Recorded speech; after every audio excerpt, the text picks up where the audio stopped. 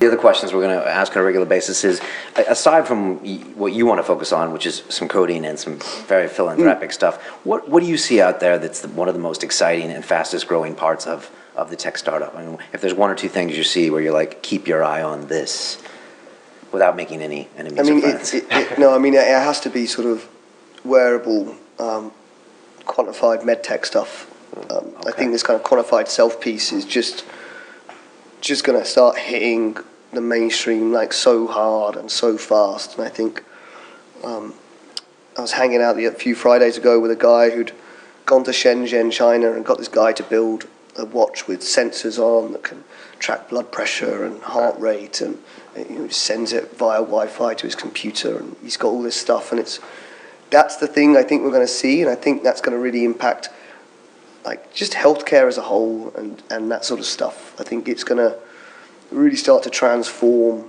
how we think about ourselves as humans, and enable us to sort of really hit a next level sort of evolutionary change. And I think that sort of quantified self-data piece is really fascinating. But there's also so much still to be done. Like lots of things are quite rubbish.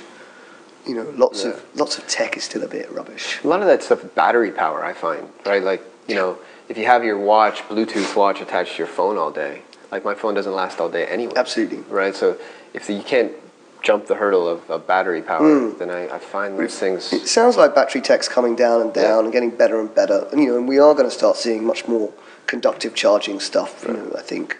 It's still not quite there, but, computers are only just getting to the point that we always kind of hoped they would be, actually. Right.